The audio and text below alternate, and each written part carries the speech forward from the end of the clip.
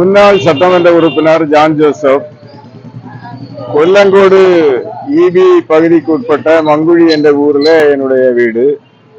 என்னுடைய வீட்டுல கடந்த 15ஆம் தேதியிலிருந்து மின்சார இணைப்பு துண்டிக்கப்பட்டிருக்கு.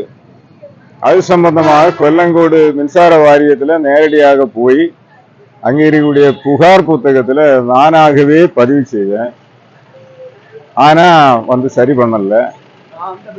அதனால மின்சார வாரியத்தினுடைய ஒரு ஆப் இருக்கு. அந்த ஆப் வழியாக புகார் பண்ண ஒரு வாய்ப்பு வசதி இருக்கு, ஒரு ஆப்ஷன் இருக்கு. அந்த ஆப்ஷன் படியும் செய்து பார்த்தேன். தமிழ்நாடு மின்சார வாரியத்தினுடைய மின்னகம் சார்பாக ஒரு வாட்ஸ்அப் நம்பர் புகார்கள் பெறுவதற்காக கொடுத்திருக்காங்க. அந்த வாட்ஸ்அப் மூலமாகவும் புகார் கொடுத்தேன், அதுவும் கண்டுகிடல.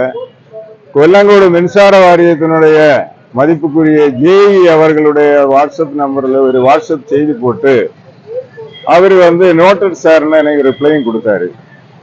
ஆனாலும் இதுவரையிலும் 5 நாளாக, இன்றைக்கு 6வது நாளாக என்னுடைய வீட்டுல மின்சாரம் சரி செய்யப்படல.